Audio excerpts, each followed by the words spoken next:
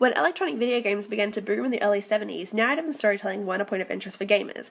However, as time progressed, developers found themselves with the opportunity to tell unique and visually interesting stories in a manner that traditional film can't. The primary way that video games tell these stories is by using cutscenes or the in-game cinematic. These cutscenes are traditionally cutaway animations used to develop the narrative. Nowadays, as video games are becoming a legitimate form of storytelling, we can see the importance of cutscenes in games increasing. In order to be perceived as a legitimate form of storytelling, developers have started utilizing filmic techniques to deliver cutscenes and break away from traditional game storytelling. Bioshock in particular uses cinematography, editing, and mise-en-scène techniques within its cutscenes that blend filmic techniques with gameplay narrative storytelling to create a submersive and unique storytelling and gameplay experience. Bioshock delivers a dark mise-en-scène to create a stylistic effect and enhance visual storytelling. It is an integral part of a game's success to create high immersive potential through mise-en-scène, which Bioshock has achieved.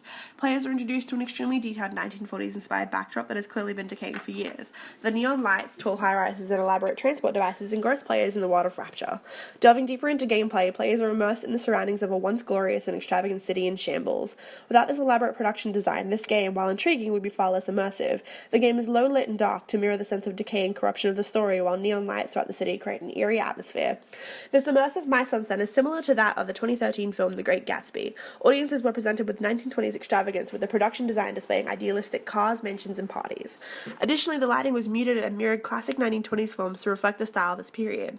Just as in Bioshock, viewers are presented with detailed sets displaying the stylized time period, contributing greatly to the visual storytelling and immersive potential of the film.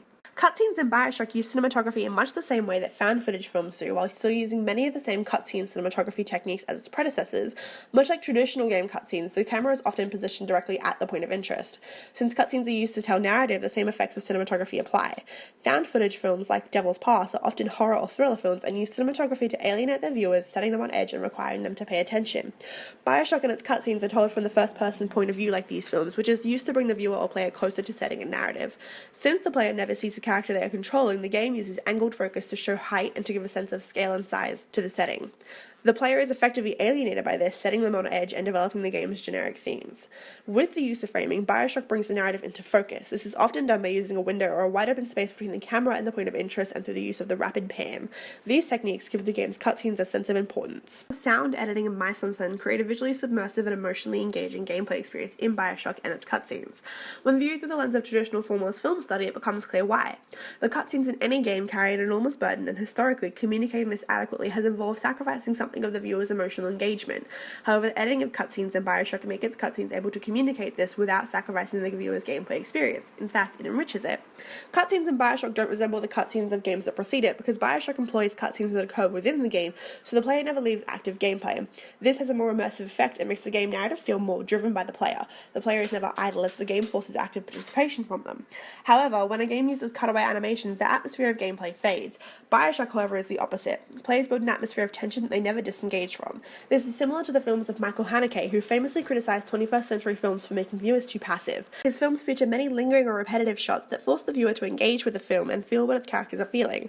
Just as in Bioshock, viewers of Haneke films never disengage from emotion and are instead forced to progress through these emotions as the film continues. Through its use of editing, mise-en-scène, and cinematography, Bioshock creates a gameplay experience unique to itself.